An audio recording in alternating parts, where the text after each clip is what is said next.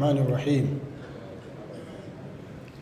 إن الحمد لله نحمده ونستعينه ونستغفره ونعوذ بالله من شرور أنفسنا ومن سيئات أعمالنا من يهده الله فلا مضل له ومن يضلل فلا هادي له وأشهد أن لا إله إلا الله وحده لا شريك له وأشهد أن محمدا عبده ورسوله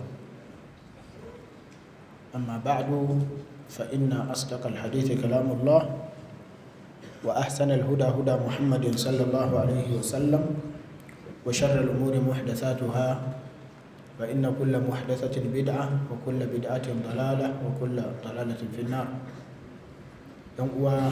السلام عليكم ورحمة الله وبركاته. barkamu da arzikin saduwa a masallacin jami'ar Abubakar ta fawo balewa a nan birnin Bauchi a yau da muke 12 ga watan Ramadan shekara ta 1447 wadda ta dace da 1 ga wata ko?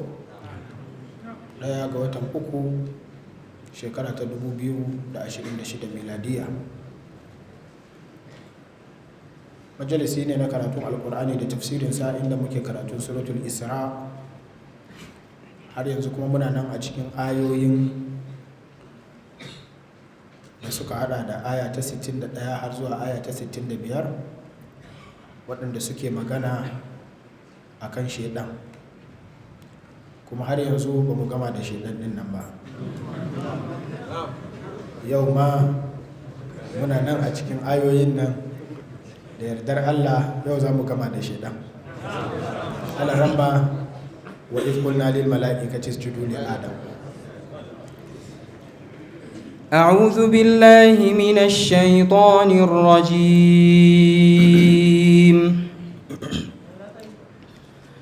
بسم الله الرحمن الرحيم. وإذ قلنا للملائكة اسجدوا لآدم فسجدوا إلا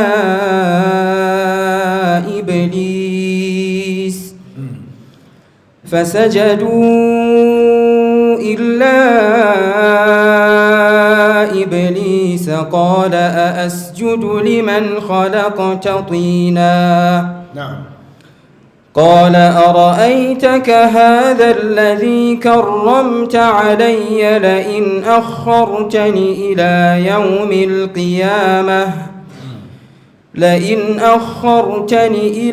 يوم القيامة لأحتنكن ذريته إلا قليلا.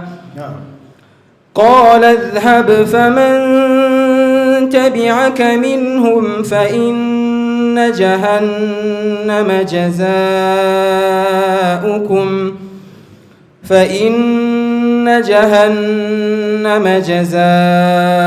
جزاؤكم جزاء موفورا. واستفزز من استطعت منهم بصوتك وأجلب عليهم بخيلك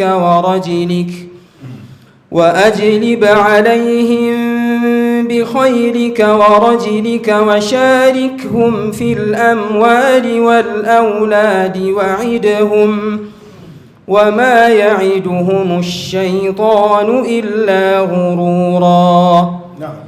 إن عبادي ليس لك عليهم سلطان وكفى بربك وكيلا. الله يمك البركة.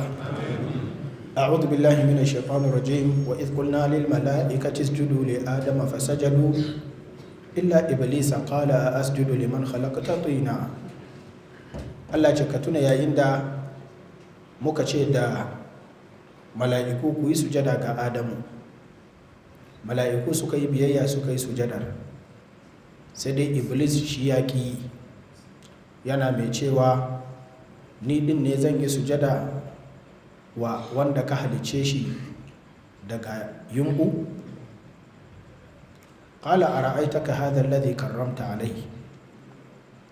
Iblis ya kara da cewa ka ganka wannan da ka fifita ka ɗaukaka shi a kaina, ka sani na rantse da kai la'in akhartani ila yawmil qiyama, in dai har zaka jinkirta mun mutuwa har zuwa tashin kiyama, to ni kuwa na yi alkawari la ahtanikanna dhurriyatahu illa qalila, zan halakar da wato al'umarsa zuriyarsa sai dai ɗan kaɗan.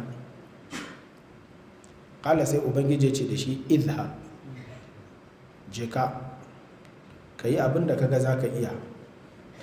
faman tabi'aka minhum, duk wanda ya bi ka daga cikinsu, fa inna jahannama jaza'ukum, to lalle jahannama ita ce sakamakon kai da su, jaza'an mafura, wannan ko shine sakamako cikakke. wastafziz man istata'ta minhum bi sautik, kuma ka je ka yi kururuwa irin taka ta shedan, wadda da ita za ka rikita kwakwalwar duk wanda ka samu dama daga cikinsu da sautinka. wa ajlib alaihim bi khailika wa rajlik, kuma ka haɗa runduna da za ka rika kai musu hari domin farauto su zo su bi ka ɗin, ko ka je akan abun hawa ko ka je a kafa. wa sharikum fil amwali wal aulad, kuma ka je kai tarayya da su a cikin dukiyoyinsu da kuma 'ya'yansu. wa idhum, kuma ka je kana ɗora su akan alƙawura irin na bogi. wa ma ya'iduhum ash-shaytanu illa gurura, babu wani alkawari da shaidan ke yi wa mutane sai dai alkawari irin na ruɗi. inna ibadi laysa laka alaihim sultan, haƙiƙa bayina na ƙwarai kan baka da wata dama a kansu ko ƙarfin da zaka iya juya su daga shiriyata. wa kafa bi rabbika wakila, kuma haƙiƙa ubangijinka ya isa a matsayin abun dogaro don samun kariya daga shaidan. A cikin matakin da muka yi bayani na jiya, mun yi bayani akan ma'anar faɗin Allah ta'ala wastafziz man istata'ta minhum bi sautik, yadda sautin shaidan ke kururuwa wajen farauto mutane su bi inda sautinsa yake. Muka kuma yi bayanin da magabata suka yi cewa duk wani abin da ake ji da kunne na sauti na magana, ko na sauti na kaɗe-kaɗe, ko na sauti na wani abin da kira yake yi zuwa ga abin da za a iya saba wa Allah da shi, to wannan shine sautin shaidan. sannan kuma da Allah maɗaukakin sarki ya ce ka kai musu hari da rundunarka ta sama da ƙasa, wannan kuma ya nuna mana yadda shaidan ba zai taɓa gajiyawa ba domin samun abokan da za su zauna tare a cikin wuta. taruwan da za a yi a cikin wuta za a yi ne ƙarƙashin jagoranci shi kansa shaidan, kuma shi ne a kan gaba, kuma dukkan waɗanda ya ja su kuma suna binsa. kuma Allah maɗaukakin sarki ya ce wa inna jahannama la maw'idukum ajma'in laha sab'atu abwab, da kai da mutanen da suka bi ka, jahannama ita ce makomarku, kuma tana da ƙofofin da za su ishe ku don har guda 7 ne. likulli babin minhum juz'un maqsum. to shine Allah madaukakin sarki yace da shi wa'idhum, kaje kai ta dora su akan alkawura. kullum shedan idan mutum ya bi nasa zai ta dora shi ne akan alkawura, amma alkawuran shedan duka na ƙarya ne. shi yasa Allah ya ce idan aka shiga wuta shedan zai yi jawabi wa jama'arsa ɗan wuta. wa qala ash-shaytanu lamma qudiya al-amr inna Allaha wa'adakum wa'ada al-haqqi wa wa'adtukum fa akhlaftukum. shedan zai ce da su Allah ya muku alkawari na gaskiya sai kuka kibi, ni ko na muku alkawari na ƙarya sai kuka bi ni. wannan shine ya'iduhum wa yumannihim wa ma ya'iduhum ash-shaytanu illa gurura. Wannan shine ash-shaytanu ya'idukum al-faqra.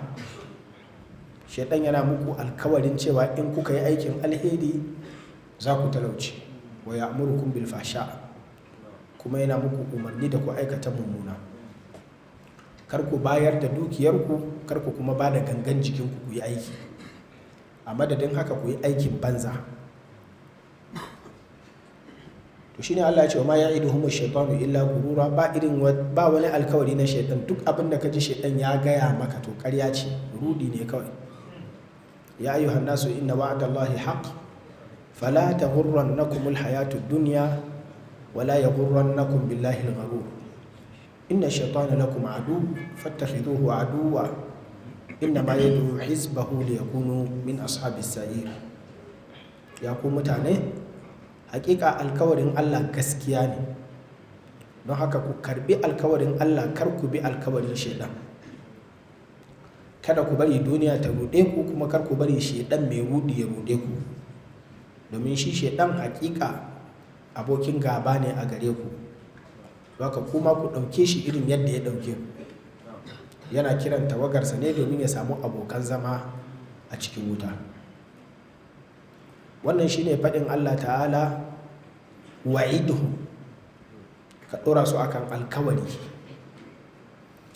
alkawari akan dukiyar da kuma ɗayan, cewa wannan dukiyar idan kana ta kashe ta za ka talauci, har mutum ya rinka cewa ahlaktu malan lubada, na kashe kuɗi da yawa ba.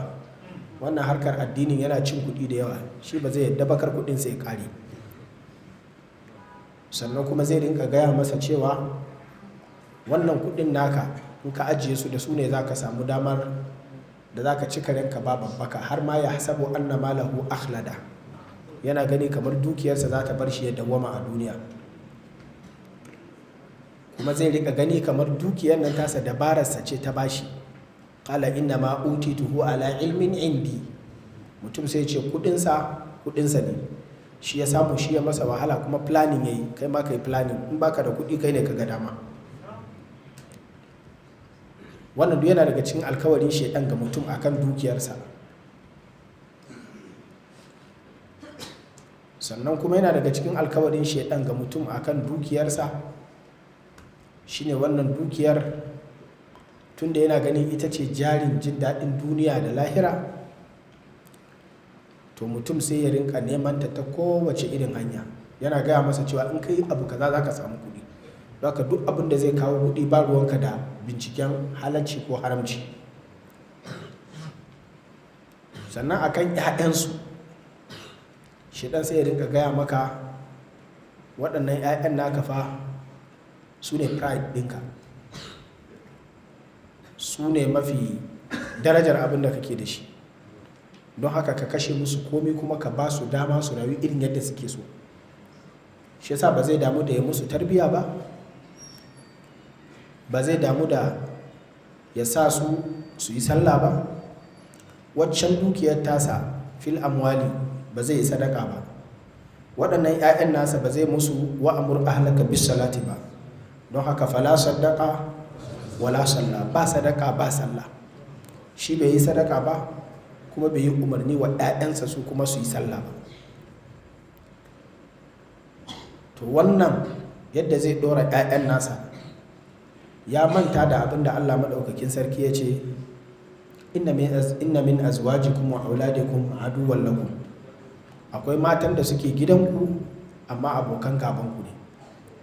Akwai 'ya'yan da suke gidanku ku kuka haife su amma abokan gabanku ne. Amma ku ba ku san su wane ne abokan gabanku na hakika ba. Ta yi wanda ke maka farau-farau da fuska, ta yi wanda ke durkusawa har ƙasa ya gaishe ka shine abokin gaban naka. Wallahu ya'lamu wa antum la ta'lamun. Allah shi ya sani, ku ba kwa sani. Yana daga cikin alkawarin da shaitan zai dora mutum akan 'ya'yansa shine mutum yana da kudinsa sai ce bari ya sha la haula, sai ya yi abin da ya ga dama akan 'ya'yansa.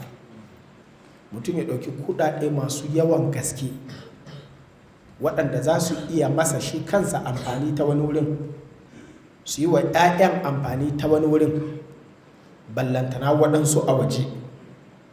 Amma sai ya ce tun da kuɗinsa ne sai abin da ya ga dama zai da shi, ya kashe kuɗi not counting in millions but in billions, kawai saboda ya musu birthday party. Wannan yana daga cikin wauta, daga cikin wa'iduhum wa ma ya'iduhum shaitanu illa gurura. Duk wanda kaga yana irin wannan to akwai tsoron tayu dama wa sharikum fil amwali wal auladi ta kama shi. Dama tare da shaitan aka samu dukiyar, don haka dole shaitan yayi dictating ya za a kashe dukiyar. Tare da shaitan aka samu 'ya'yan, don haka dole shaitan ya faɗi ya za a yi da 'ya'yan, kuma dole yadda ya faɗa haka za a yi. Amma wani abin idan wani ya yi, kai kanka ka tabbatar da cewa inda mutum kansa ɗaya ne bai kamata ya haka ba.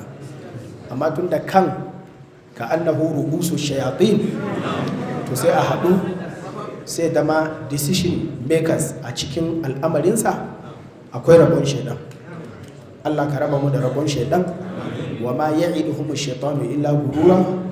Ba komai ne shaidan yake wa mutane alkawari da kururutawa ba, sai dai yaudara da kuma rudi, wanda kuma bi rudin shaidan zai zo ya kuka da kansa. To shine Allah madaukakin sarki ya ce inna ibadi laysa laka alaihim sultan. Amma ka sani shaidan ba kowa ba za ka iya da shi ba. Shi yasa Allah ya ce shi kansa shaidan fa ya ce wa ubangiji illa ibadaka minhumul mukhlasin. Ba fa zan iya da bayinka waɗanda ka tankade su ka tace su ba, su kan ba zan iya da su ba. inna ibadi laysa laka alaihim sultan innahu laysa lahu sultan ala alladhina amanu wa ala rabbihim yatawakkalun innama sultanuhu ala alladhina yatawallawnahu walladhina hum bihi mushrikun. Shedan yana da dama akan waɗanda suke bin sa ne idan yayi gaba. Shedan akwai wanda zai yi gaba sai mutum ya biyo shi, shine faman tabi'aka minhum fa inna jahannama jazaohum. Akwai kuma wanda shine zai yi gaba sai shedan ya biyo shi baya, shine fa atba'ahu shaytanu fa kana minal gawin. Ka san mutane a cikin harkar shedan hawa ne. Akwai wanda shi kansa sai yayi gaba kafin shedan ya biyo shi baya. Kama sali shaytani idh qala lil insani kfur falamma kafara qala inni bari'un minka inni akhafu Allah rabbal alamin. Shedan ne ba.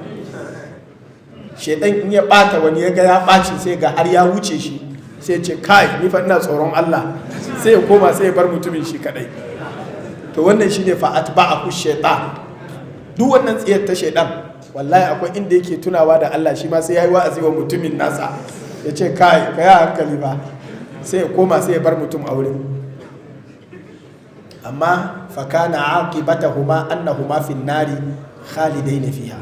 Amma karshe sai sun shiga wuta da shaytan din da wancan din. To wannan shine inna ibadi laysa laka alaihim sultan. Ka sani akwai bayina fa waɗanda ba za ka iya samun dama a kansu ba. To shine Allah ya ce mana wa kafa bi rabbika wakila. Wannan ya nuna mana shaytan ba mai iyawa da shi sai wanda Allah ya taya shi. Wallahi ba za mu iya da shaytan ba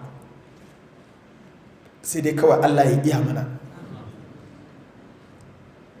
Wannan shine darasin yau, ta yaya ake iya wa shaytan.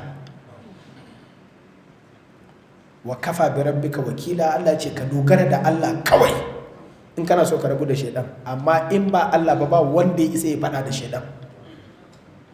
Saboda shaytan fa ba sa'an faɗan ɗan adam ba ne. Saboda kun ga yadda suka kaya da babanka, kuma ƙarshe sai da yi dariya wa babanka. Dukkan hikima na ƙwaƙwalwa da dukkan ilimi na basira da dukkan ƙarfi na gangan jiki Allah ya tara wa annabi Adam. Daga cikin iliminsa da basirarsa ne fa har ya yi lacca wa mala'iku. Wa allama Adam al-asma'a kullaha. Duk abin da kake gani a duniya nan kafin yanzu wani ya sani ko ya binciko ya gano, sai da annabi Adam ya yi bayani a kansa wa mala'iku. Tara mala'iku Allah ya yi, ya ce na ce ku masa sujada kun ce me yasa, ni kuma na ce muku akwai abin da na sani wanda ku ba ku sani ba. Sai ce ya Adamu anbihum bi asma'ihim, ya Adamu yi musu lecture. Sai ya fara lecture. Falamma anba'ahum bi asma'ihim, duk abin da yake duniya da duk binciken da duniya za ta zo ta yi akan wani abu da zai iya amfanar da dan adam, sai da ya gama faɗa tun kafin dan adam din ya shigo duniya. Kana tsammani za a yi wani mai ilimi irin wannan? Amma wallahi shaidan sai da ya kada shi a ƙasa. Duk wanda ya iya maka wayo ya raba ka da dukiyarka ka koma talaka, ka san wanda ya fi ka wayo. Duk wanda ya iya wayo ya raba ka da gidanka ka koma homeless, ka san ya fi ka wayo. Duk wanda ya iya wayo ya raba ka da abun hawanka ka koma tafiya a ƙasa, ka san ya fi ka wayo. Wanda ya maka wayo ya fitar da kai aljanna ba, kuma da ya fitar da kai bai ce ka tsaya a waje ba, sai ya kawo ka duniya. Kawai zai ga ka a Yelwa.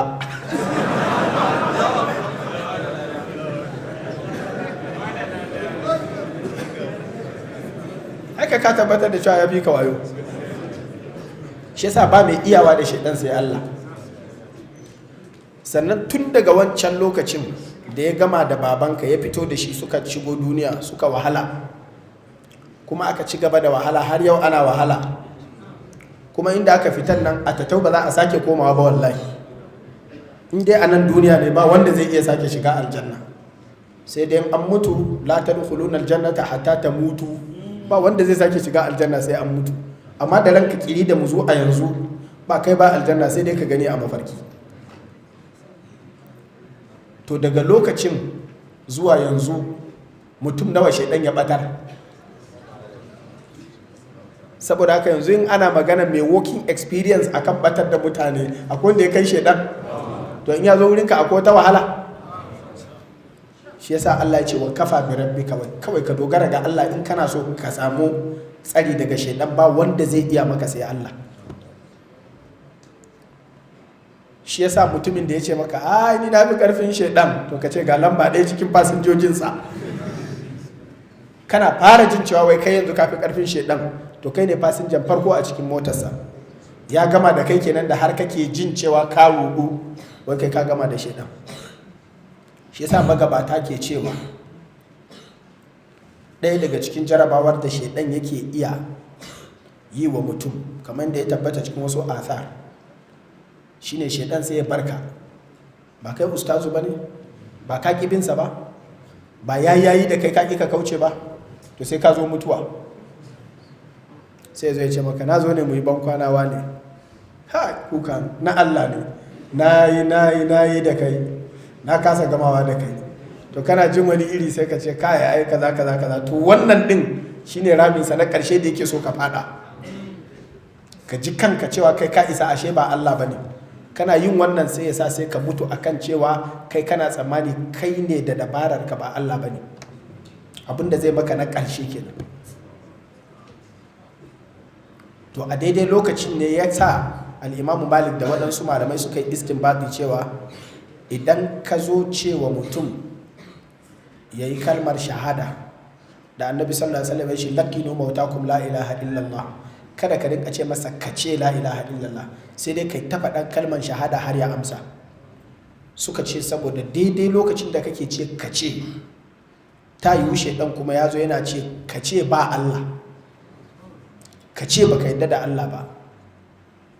To kai kuma a daidai lokacin yana so ya ce wa shaidan ba zan faɗan ba, ko kuma ya ce la, shi yana yi da shaidan ne, kai kuma ka ce kace la ilaha illallah kuma ya ce maka la. Kai ba za ka ga shaidan din ba, sai ka ɗauka da kai yake yi, yana ce ka ce la ilaha illallah kai kuma kana ce la. Kuna fahimta? Shi yasa Imam Malik ya ce karka ce ka ce, sai dai kai ta faɗa ko zai amsa.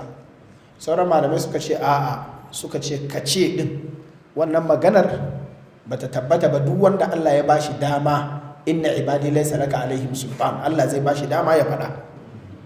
Kuna fahimta? Wannan wai duk abin da ya kai ana ta wannan sabanin fa don ya nuna maka shedan fa ba zai hakura ba sai ya ga an cire ranka tukunna. Don haka wa kafa bi rabbika wakila. karatun da yake da muhimmanci mu yi a yanzu shine wani babi da ibn al-qayyim a cikin littafin madarijus salikin baina manazil iyyaka na'budu wa iyyaka nasta'in da yayi akan madakhilush shaitan li ihwa'il insan, matakan da shaitan yake bi wajen batar da mutum. Ba Allah ya ce da shi ya bashi dama ya zo da rundunarsa ta sama da ƙasa ba, to idan ya zo me zai maka? Bari ka ji mataki-mataki da yake bi wa mutane. In ya bi matakin farko ka fada shi kenan ka gama, in baka yi ba sai ya je na biyu, in baka ci ba sai ya je na uku, haka har sai zuwa mataki na 7. Waye zai iya tsira daga waɗannan gaba ɗaya? Mataki na farko idh qala lil insani kfur, shine yazo ya ce maka ka kafirta.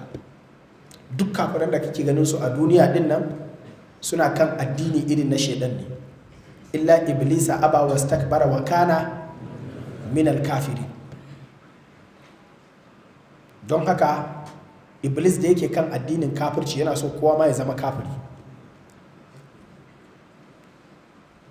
Don haka idan ya zo mataki na farko da zai kai shine ya kafirta mutane, duk waɗanda suka kafirta shikenan shedan ya rabu da su, wannan sun ga ya gama da su, ba sai ya zo ya sake sa su wani abu ba.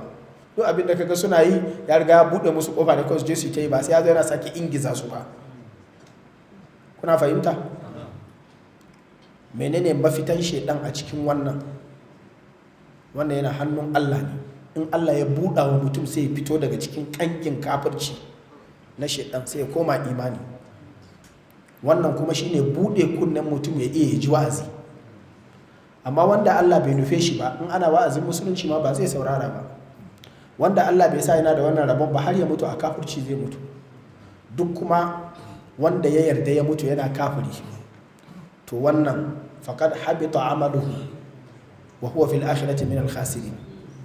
Ya riga aikinsa ya ɓaci, kuma falan yuqbala min ahadihim mil'ul ardi dhahaban wala iftada bi.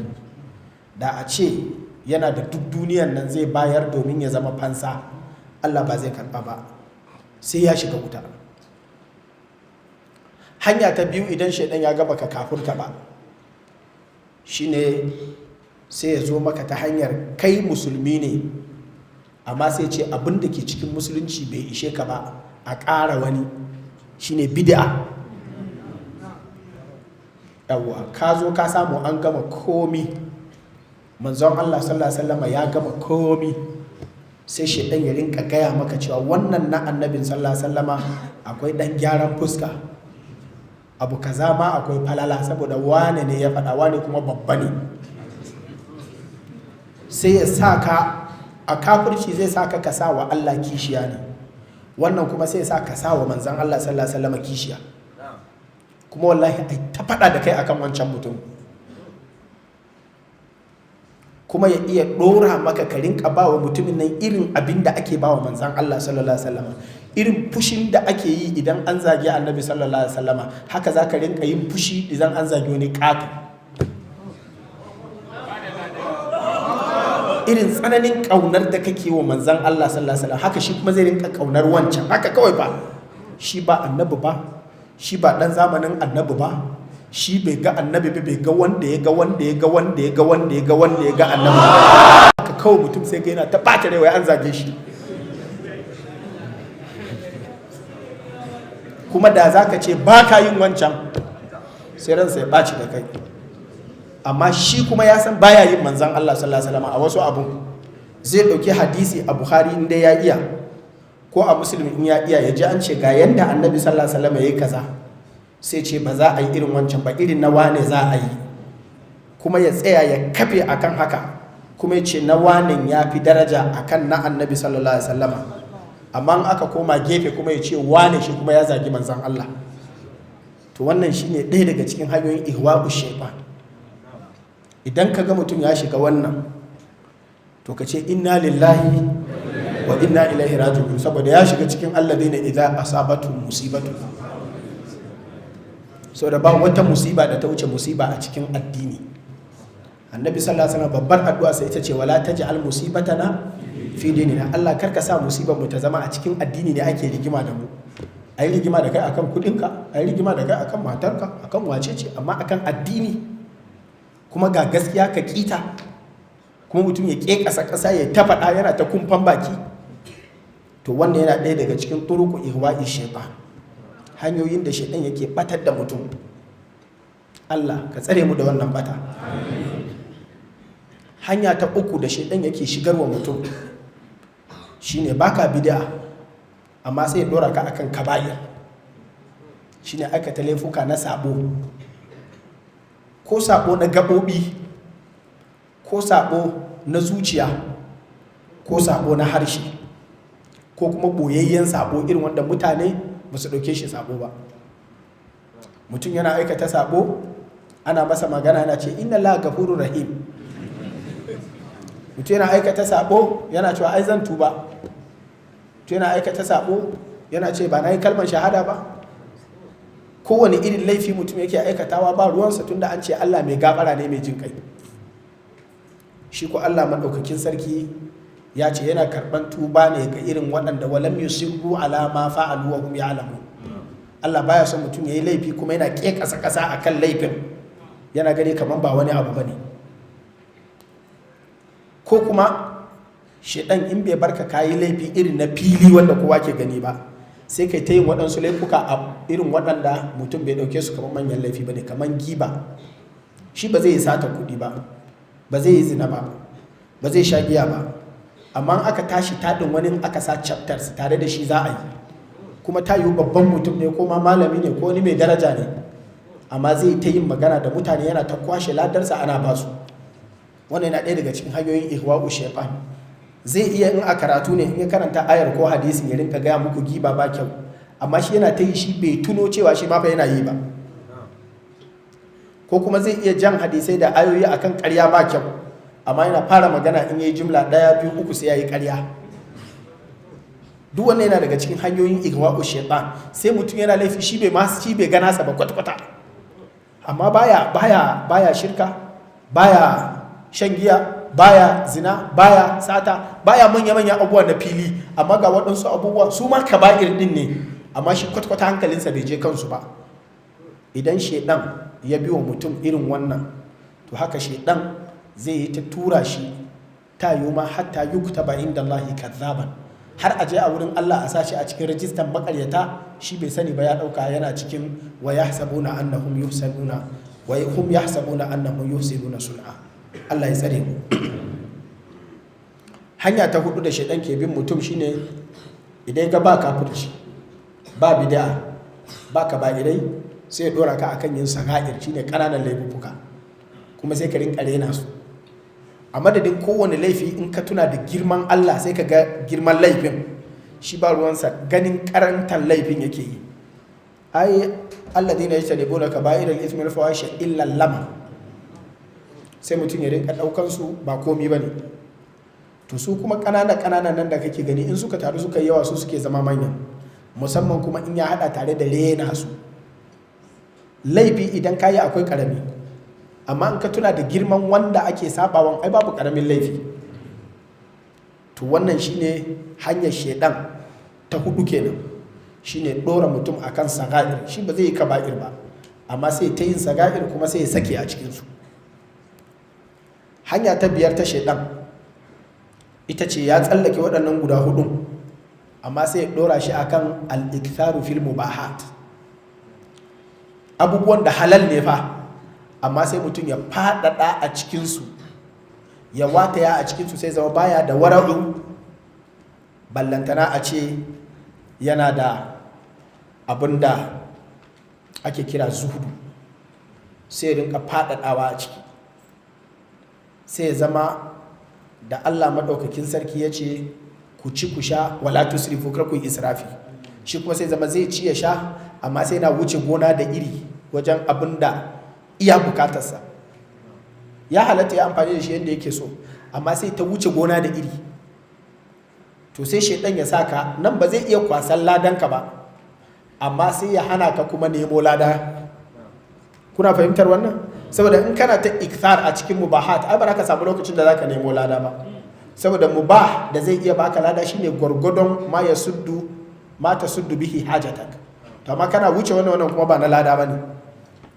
Kuna fahimta? Ko ma yu'inuka ala ta'at shine abin da zai iya samar da lada, amma duk abin da ba haka ba sai mutum ya ta yi, sai ya zama tunda ya kasa hana ka yin laifi, to sai ya hana ka amfani da lokacinka domin neman lada. Kuna fahimta ko? Misali mutum ya zauna ya ta hira, shi ba zai faɗi haram ba, ai hira ba haram ba ne, a cikin hirar kuma alheri yake faɗa, amma zauna ya ta hira, a madadin ya zauna ya ɗauki sauran lokacin ya je bacci ya huta saboda ya samu sauƙi, a madadin ya je ya ɗauki ƙur'ani ya karanta, a madadin ya je ya yi bacci saboda daga baya ya samu dama da zai tashi, sai zauna ta surutu har can dare ya yi ta chat. Wannan dukansu ba in halal yake yi, idan haram yake wannan duk mun koma can baya ne, amma dukansu na halal ne, amma sai ta ɓata lokacinsa akan kalle-kalle da kalle-kallen abubuwa na comedies ya ta dariya. Dukansu idan halal zalla yake gani fa kenan shine nan, in ya koma haram wannan yana can baya ne, in ya koma cikin saga'ir yana baya ne, amma nan duka halal ne zalla, amma a madadinsu yanzu kaga bai samu lada ba, saboda shedan damuwarsa in ma ba za ka nemo zunubi ba to kar ka samu lada.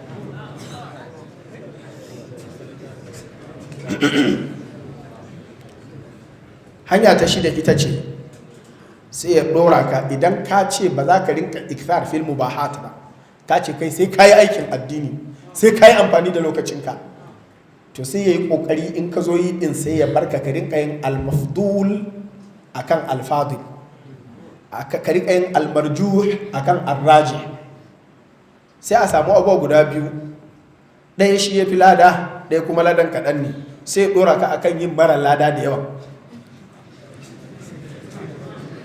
Kuna fahimta? Ka ce sai ka nemi lada, to tunda ya kasa sa ka kai ta yin abin da suka halatta, ka kasa samun lokacin da za ka yi da'a, ka ce sai ka yi da'a, to sai iya ƙoƙarinsa ya sa ai kowane abun da'a akwai mai kyau akwai mafi kyau. Alladhina yastami'una al-qawla fayattabi'una ahsanahu, to shi sai sa ka bi hasanahu ba ahsanahu ba. Idan sallah ne za ka yi na nafila, ai ya halatta ai nafila ko yaushe, to sai sa ka yi walaha, sai ka yi ta yi. Misali a madadin walahar da annabi sallallahu alaihi wasallam yake ba ta wuce raka'a 8, kai kuma yake ta sallah har rana ta yi kana sallah, ai ba za hana ka sallah ba tun da lokacin yin sallah ne, amma ba zai barka ka yi rawatib ba, na kafin azhar da bayan azhar. Kaga na kafin azhar din nan 4 kadai ne, na bayan azhar 2 kadai ne, ba zai barka kai wannan ba sai kai ta yin wancan din ba lada ne akwai, amma ya kai wannan a to duk abin da annabi ne sallallahu alaihi wasallam ya ce ayi, kaga ya fi lada, ko shi ya yake yi ya fi lada, to sai ba zai barka kai wancan ba.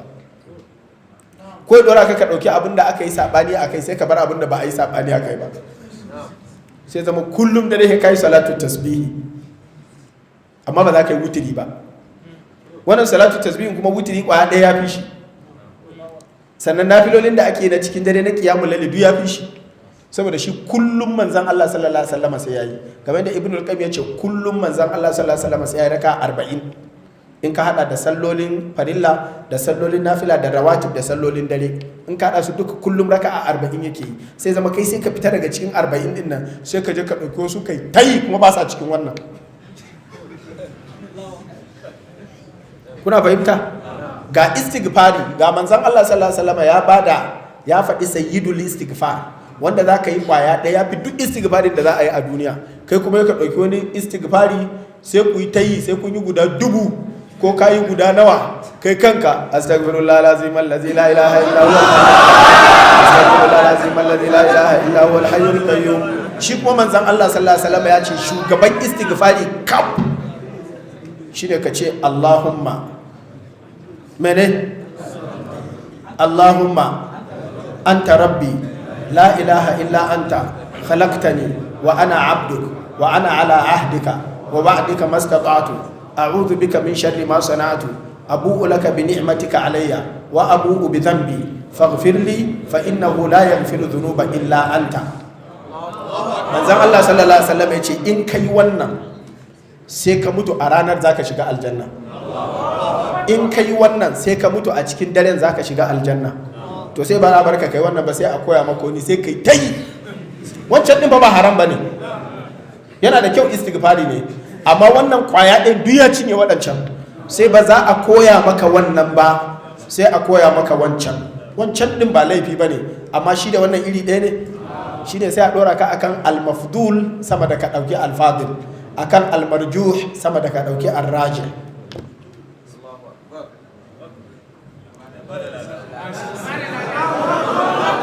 Ƙofa ta ƙarshe ta shaidan shine in ka ci waɗannan jarabawan duka, kai ahlus sunna ne tsantsa.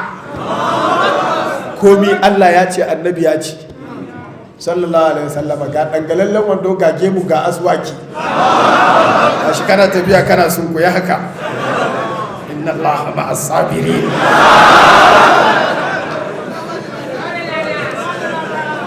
To shaidan in ya gaba yadda ya iya da kai, sai ya koma cikin ayan nan, wa ajlib alaihim bi khaylika wa rajlika, sai je tara rundunarsa sai ce ku zo mu yaƙe shi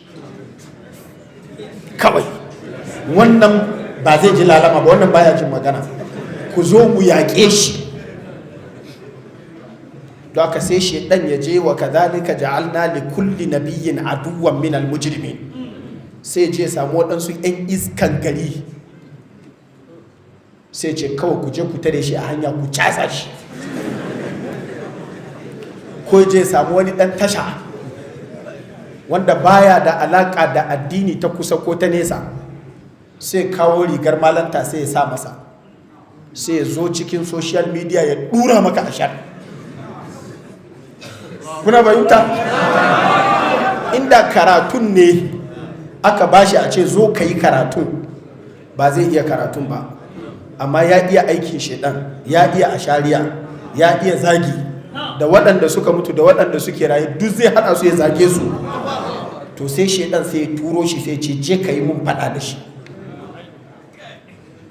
Wannan shine yusallitu alaihim junudahu, sai je ɗebo rundunarsa sai ya turo maka. Ko malami mai wa'azi na gaskiya tsakaninsa da Allah ya yi nasiha, 'yan siyasa su ce za su yi faɗa da shi saboda da su yake yi, su sa shi a gaba. Ko malami da yake wa'azi na gaskiya tsakani da Allah akan aji tsoron Allah, su kuma waɗanda suke gani yana shiga musu ƙafa, su kuma su zo su ce za su take masa burki. Ko 'yan uwansa malamai ya sabu su shiga cikin wasu wanda suke da hasada su yaƙe shi, kawai dai ya sa maka 'yan adawa.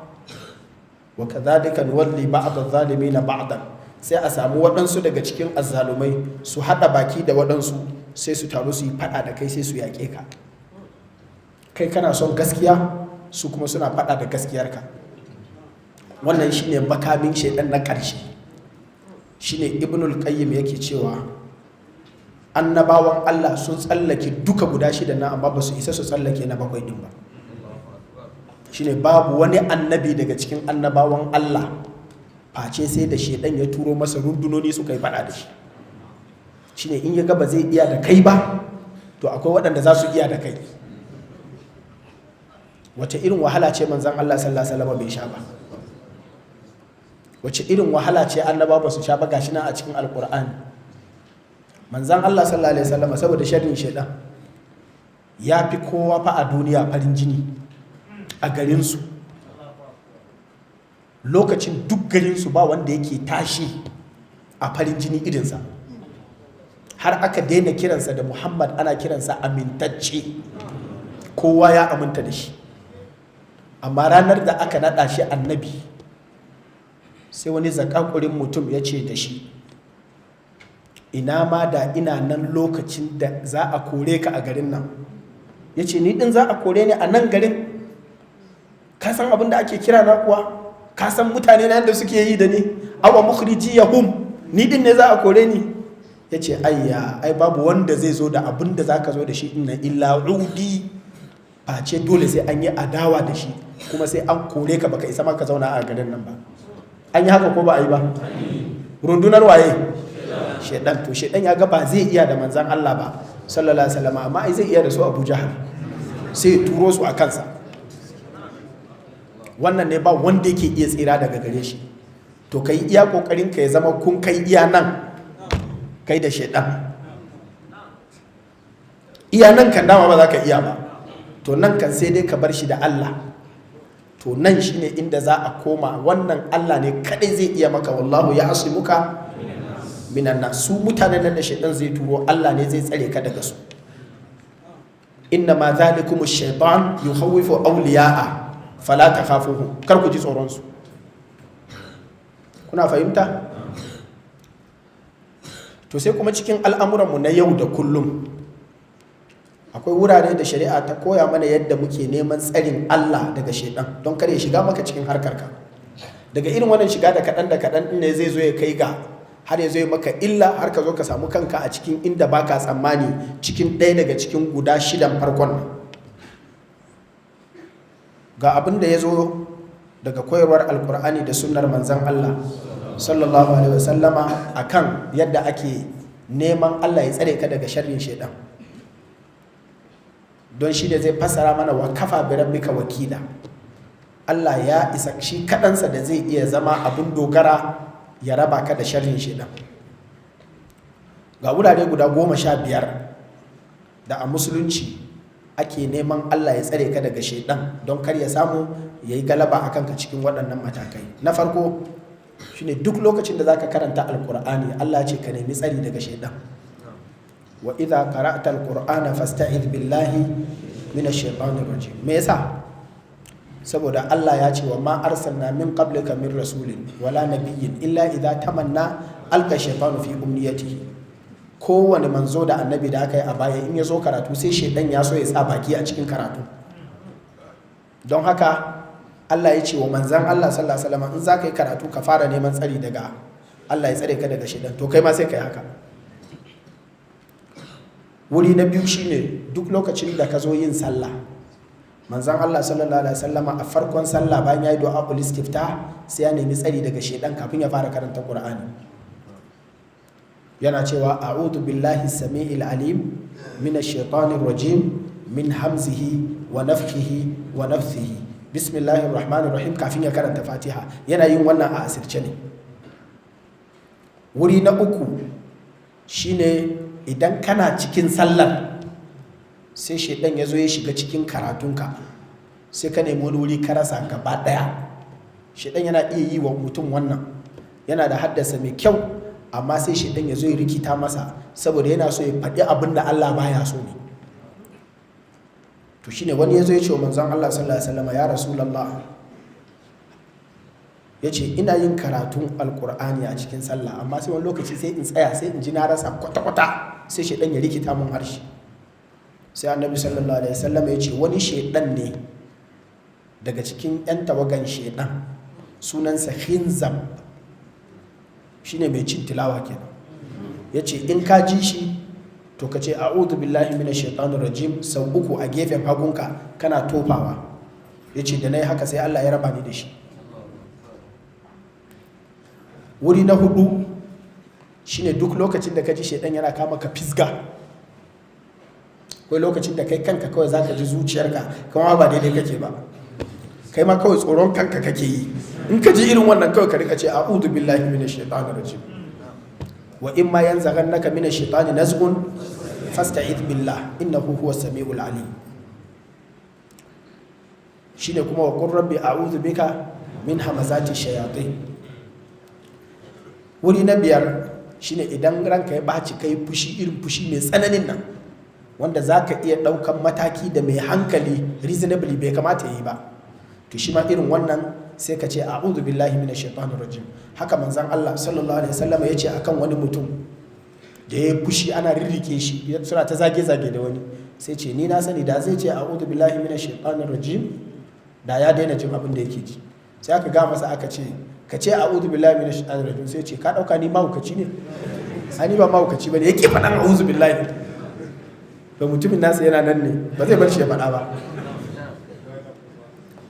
Wuri na 6 shine duk lokacin da ka yi bacci sai ka yi mummunan mafarki.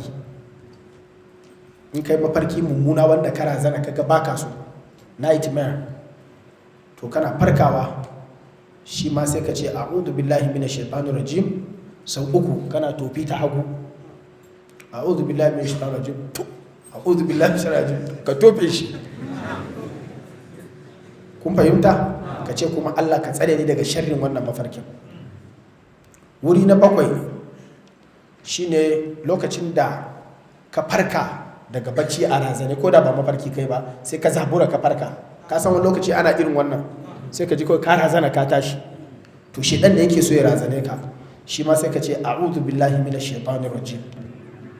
Kuna fahimta? Ba kalmar shahada ake a irin nan ba, ba inna lillahi wa inna ilaihi, a'udhu billahi minash shaitanir rajim, saboda fiskar shedan ne.